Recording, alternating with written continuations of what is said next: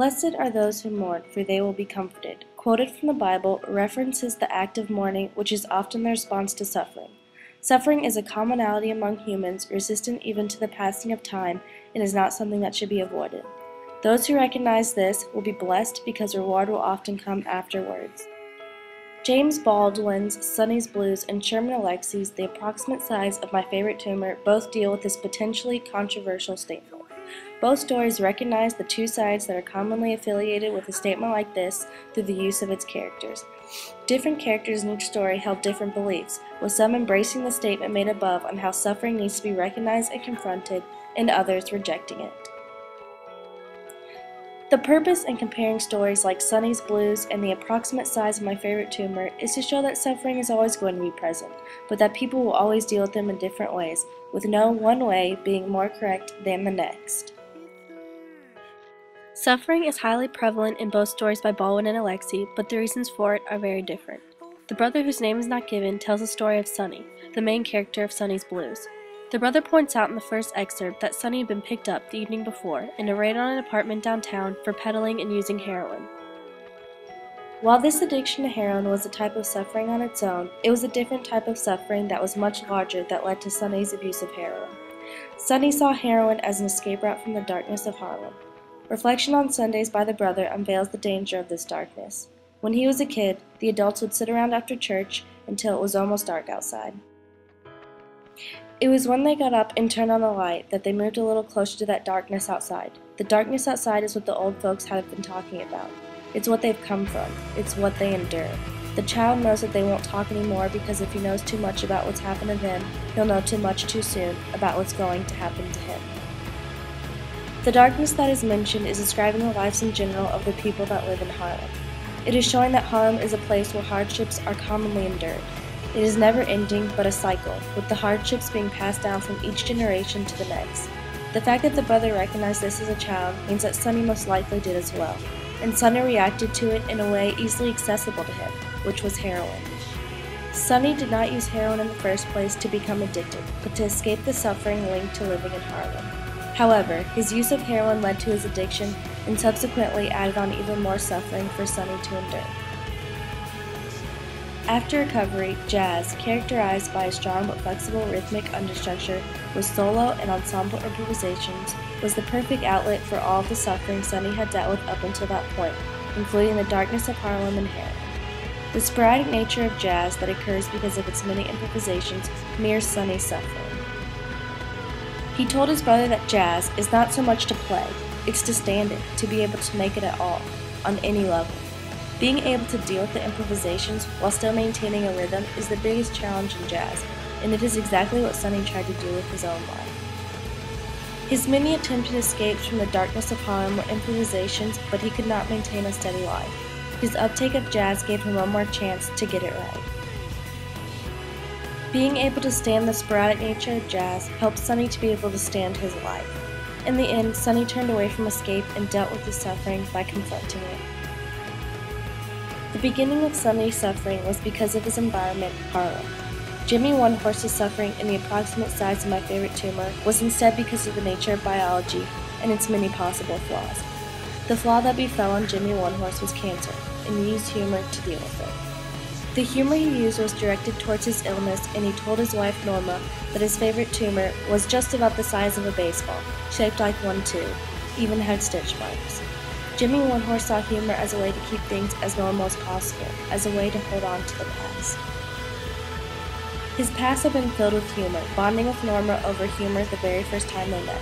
During their first encounter, Jimmy One Horse said to her, "If I stole 1,000 horses, I'd give you 501 of them." Norma responded with, "And what other woman would get the other 499? This humor was something Jimmy One Horse cherished, and he tried to hold on to that as long as he could, even joking about something as solemn as terminal cancer. Humor was more than just holding on to his past, however. Jimmy One Horse believed it was sometimes all two people had in common, and sometimes he laughed because sometimes you'd rather cry. Joking around was commonplace throughout all of Jimmy One Horse's life, not just with Norma. He used it in the hospital with his doctor and with his cousin Raymond. Jimmy One Horse knew that laughter was something that the majority of people could always bond over. Laughter was also a way for him to try and escape the pain. When he wanted to cry, the immediate response for him was to laugh. He knew that crying could always easily be a response for him with the situation he was in, but chose the path of laughter because it was what he was more comfortable with. Laughter was common in his life, and he chose it as a sort of remedy to what he was going through. Confrontation was not the key for Jimmy One Horse, as it was for Sonny. This could be in part because of the different situations they were in. Sonny did not have to deal with himself knowing that he was going to die, but Jimmy One Horse did. There was no reason for Jimmy One Horse to change anything in his life or feel bad for himself if there was nothing to do to change the outcome. Instead, he lived life like he always had, using humor constantly.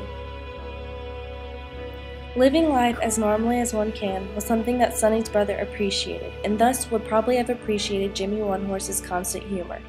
But Sonny confronting his suffering was the exact opposite of what his brother wanted. The brother had always been unwilling to see Sonny in a negative light, and when it finally was obvious that Sonny was in trouble, a great block of ice settled in his belly and kept melting there slowly all day long. He did not understand why Sonny had used heroin and was unwilling to understand for much of the story, creating this icy cold feeling whenever he thought about Sonny's past actions. Near the end of the story, the brother still did not understand and said to Sonny, "Isn't it better than just to take it?" He didn't think that actions would solve anything or make suffering go away, but that Sonny would just have to get through it. For Sonny, this was not a reliable option, and jazz was the only answer left for him. After experiencing Sonny playing, the brother finally realized it was what Sonny needed to do to live. Sonny and the piano stammered, started one way, got scared, stopped, started another way, panicked, marked time, started again. Didn't seem to have found a direction, panicked again, got stuck. This symbolizes Sonny's life and that he couldn't find a way to deal with his struggles in life, and everything he tried came to a halt. The brother realized that jazz was the answer to Sonny's troubles when the jazz musicians all came together again and Sonny was part of the family again. I could tell this from his face. He seemed to have found, right there beneath his fingers, a brand new piano. Listening to Sonny play, the brother knew that Sonny had tried so many times to find a cure to his suffering, and that he eventually did so through jazz. The brother finally respected the idea that suffering is completely subjective after listening to Sonny play. On the other hand, Norma's stance on dealing with suffering was more similar to Sonny's than Jimmy's. Confrontation, acceptable to Sonny, was also acceptable to Norma. Being humorous was the way in which Jimmy One Horse dealt with his suffering, and Norma could not accept this. She believed people were supposed to show grief similar to her. When another tribal elder would die in a nursing home, she would weep violently, throw books and furniture. Norma was someone who believed that this was normal for someone in pain, but Jimmy One Horse showed no pain, only humor. It was hard for her to understand why he dealt with his suffering in this way because it was so different from how she dealt with hers. Norma could not deal with this, and it took the time and space between them, consequence of her leaving him, to make her appreciate Jimmy's humor. When Norma went back to Jimmy One Horse, she told him she had been living with another man, and the reason she came back was because he was so serious about everything. With this statement, she is showing Jimmy One Horse that she finally accepts his humor as a response to his suffering. She could see that humor was an important aspect of Jimmy One Horse's life, and because it was important to him, it was also important to her. In Norma's eyes, confrontation was not a necessary action Jimmy needed to take anymore, but instead was just an option available to him if or whenever he needed to take it.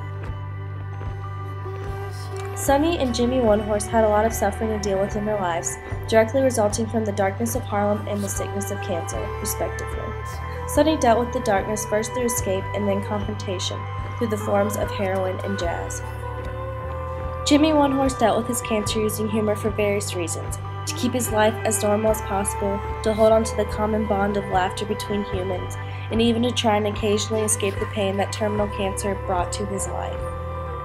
The seriousness of their situations was evident, but they both knew that they needed to react relative to themselves to deal with their suffering. However, Sonny's brother and Jimmy One Horse's wife Norma were not keen in accepting how they dealt with their suffering. Both stories, through the use of these different characters, offer contradicting views on how suffering should be dealt with. However, they both ended in making it clear that how people deal with suffering is completely subjective. After seeing that Sonny's and Jimmy's actions suited their own specific needs when it came to suffering, Sonny's brother and Norma eventually came to understand and accept it. In the end, there is no right or wrong answer, no black or white, when it comes to dealing with suffering. Just different paths, all with the same possible outcome of recovery.